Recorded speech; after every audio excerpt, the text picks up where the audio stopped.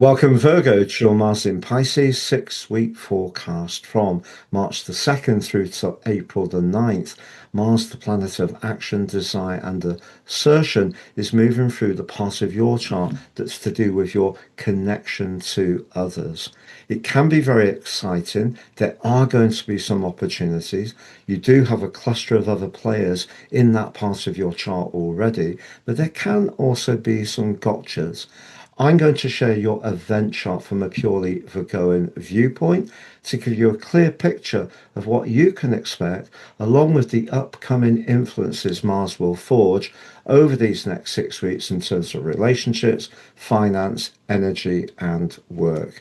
I'm astrologer Patrick Arundel. A very warm welcome. If you've yet to subscribe to my channel, please do so now and help it to continue to thrive. On the screen, Virgo, is the event chart. First of all, we need to be mindful of your ruler. Mercury is also, like Mars now, in house 7.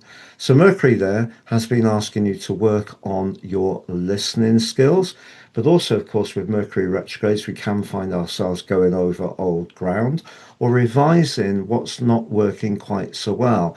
Mercury here is dominated by the watery energy of Pisces, and Mars is too. It's known as being the peregrine because Mars can be a very impatient influence. The water of Pisces can erode the speed that Mars can go, so it can create more resistance. Now, although the seventh house is said to be of partnership, and you do have Venus there at the moment, which is really positive, equally, the seventh house can be where we set a boundary. And that's what I feel Mars is going to help you do over the next 6 weeks. But it can also help you to take the initiative. And that can be a very positive and constructive thing. But at the exact moment that Mars arrives, he is in an absolute opposition with the moon in your zodiac sign, preparing in readiness for the total lunar eclipse on Tuesday the 3rd.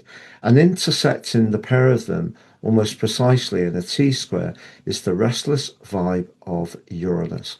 Now, Uranus, apart from 4 months last year, has been in a truth-seeking part of your chart over the last 7 years. You may have done some amazing travel, you may have learned some new skills, but there may have also been situations where you had an urgent need to extricate yourself, to break free of where you felt pinned in.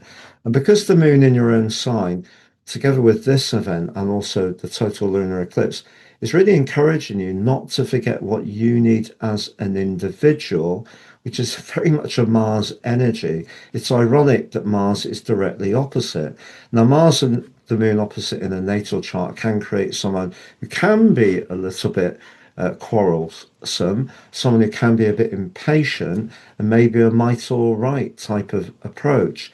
But I think what you can do to turn this to your advantage is if there is a situation where you've been really leaning into other people's needs and haven't felt as appreciated and respected as you could have been, Mars on that seventh house cusp, together with that rather rebellious right angle to Uranus, is saying, look, speak out, say your truth, because the seventh house can be where we give our power away somewhat. Mars can be very much more about our identity. So if you need to reset even a positive relationship by reminding someone of their responsibilities, what they need to do, and have the confidence to do that, that can be a very constructive thing. Now, in traditional astrology, the seventh house was said to be the sector of open enemies. Now, that can be that person at work that we don't particularly like, but we have to rub along with. There may be some more interaction with someone like that, but equally, if you're quite a sporty Virgo and haven't been as active as you could have been, Mars here can give you that extra push to join that tennis or badminton or squash club and get stuck in again and start to enjoy that direct competitive duel. But also, we do have not only Mercury, your ruler, in retrograde, we have Venus in a fine link with Uranus. If there is someone that you're drawn to at the moment, and it could be someone who has a novelty about them in some kind of way, This combination of energy is asking you to have the confidence to take the first move.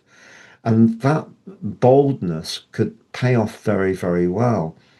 Equally, if you're in a relationship, like I mentioned, where you don't feel that you're being seen and heard as much as you could have been, Venus gives you the diplomacy. Mercury is asking you to think carefully about your tactics, but Mars gives you a bit more heft.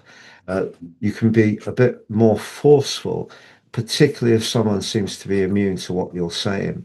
But over the next few weeks, there are going to be some very positive and very igniting energies. The first one is perhaps a bit more challenging. The retreating Mercury on the 15th meets the advancing Mars. That could be a time when you have a tussle with someone, maybe a disagreement. Maybe you need to stand up your point of view and they may come back with theirs, and it may require some care to get through that. But it's not a bad thing to say what you need to say. Later in the month, however, a much more dynamic and positive influence shapes up with Jupiter itself then in forward direction from the 11th. I will do a deep dive for Virgo on that, so please look out for that. As Mars moves forward, the two are aligning brilliantly. There is someone, particularly a friend, that you just seem to chime with, but egg each other on in a way which lifts each other's energy. You may do something really exciting towards the end of March. Now, early in April, ironically, because Mars is in a clash with Uranus at the start of this process, at the end of the period, they're collaborating splendidly. And again, it may be someone that you can connect with who does see you, does respect you, does appreciate your energy, but it could also have quite quite an electric connection, and it may be romantic, quite sparky. So it's an opportunity for you over the next 6 weeks, particularly with this eclipse as well, to just be more conscious of the give and take, what you need to preserve, where you need to look after your needs, and not be fearful of standing up your individual requirements. But also, it's saying to you, it's important to collaborate, cooperate, be a good listener, to give and take at times, but not if it ends up seeing you always the person who's giving more than you're getting. So it's an intriguing period. So to recap in terms of relationships, make or break for a tie that's been struggling. If you're single, someone exciting is coming your way. For your financial situation, Saturn is now in the eighth house, and Saturn in the eighth house does ask you to be cautious. So, if you're thinking about a professional partnership, it will be important for the terms of reference to be clearly defined between the two of you. As far as your innate energy is concerned, I think there is going to be the need to interact with people. If that's something you have a bit of a disinclination for, rouse yourself into life, because Mars can be very supportive in that regard. Please check out my new website, Virgo. There is a big section of love horoscopes there, or relationship horoscopes, for you to enjoy. That's patrickarundel.com. But on the screen is your deep dive for March, as well as your total lunar eclipse video too.